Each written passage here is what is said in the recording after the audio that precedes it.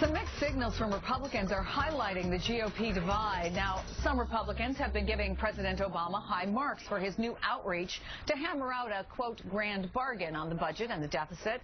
Others, though, blame the president for the recent gridlock.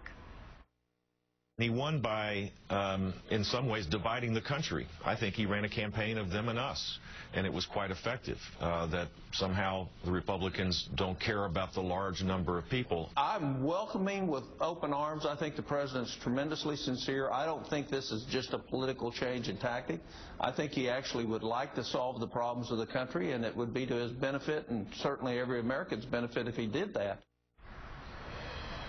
Let's bring in Democratic strategist and pollster Margie O'Mara and Jonathan Collegio, communications director for American Crossroads. It's good to see both of you. But Jonathan, let me start with you. Is there a Republican divide here? Who's right on this issue? You know, I think that they're both right, depending on the perspective that you're coming to this question from. I mean, from Jeb Bush's perspective, he's absolutely dead on in kind of the historic global perspective. This has been a very partisan president who has very rarely thrown the ball to his Republican counterparts. And if you look even at Jeb Bush's brother, President George W. Bush, like him or hate him, one of the first things that he did as president was to throw the ball to Senator Ted Kennedy on the education bill. And we've seen none of that from the president. So I think that Jeb Bush is right globally. In this specific case, though, Coburn is right, and the Republicans who have been meeting with him are right, because the president has done this outreach. But here's the big question. I mean, this is the first week that he's ever, according to the Washington Post, you know, and having that dinner, that's 1 week out of the last 200. So I think that they're both right. Yes, it's happened, but it hasn't happened much. Margie, are they both right?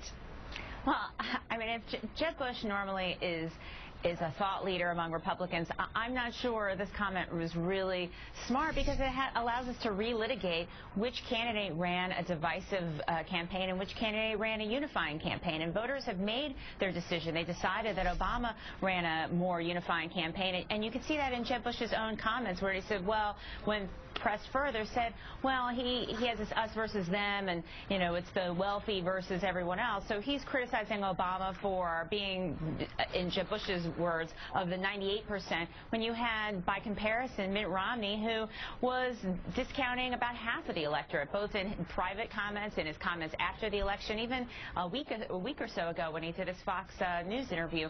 And I think the other thing that I think is important to note is where the American people say what they say right now. And right now, according to the last NBC poll, half of Americans say that Obama is unifying the country. 2/3 of Americans say that Republicans are much more divisive and have a much more partisan viewpoint. Let's talk a little more about Jeb Bush, because he certainly has been making the rounds. He was on all the Sunday talk shows, and he was asked about 2016 on Meet the Press. Here's what he said. Who's the hottest Florida politician right now? Is it you or Marco Rubio? Who are we more likely to see in the White House? Man, you guys are crack addicts. You really are obsessed with all this politics. You know, I've been called a lot of things. Marco Rubio's a great guy. Okay, heroin addict. Is that better? Having said that, Jonathan, I mean, Jeb Bush, his criticism of the president, is it a lot motivated by sort of maybe testing or getting himself warmed up for 2016? Well, look, he was one of the most successful governors of the last decade in his work that he did in Florida, reforming the education system. They have a very, very low tax rate there. He has an incredible record were he to run for president. I mean, of course, he's going to get those questions, but he's a major figure in the party, and so is Senator Rubio. From Florida, we have two of the most charismatic and dynamic Republican politicians of the last generation. So, you know, I think it's good for him to be out there, to be voicing his concerns about what's going wrong with the country and how to move forward. I think that he's doing a good job with that. Yeah, there's another question, Margie, about what went wrong with the last election, and the Republican National Committee's report on 2012 is going to be out next Monday. You know, and I guess when you look at somebody like Jeb Bush, is he the more moderate voice that the Democrats would worry about? I think right now there's a leadership vacuum on the Republican side, and I think Jeb Bush, at least for now, can fill that vacuum.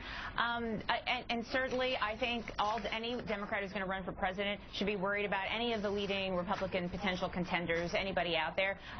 We're going to have there'll be a tough race, and just like we'll continue to have tough races, I think, for a long time.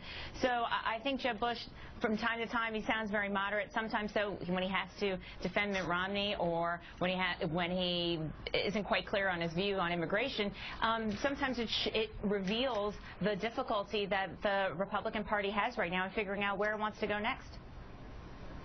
Margie O'Mara, Jonathan Collegio, thanks to both of you. Thank you. Thank you.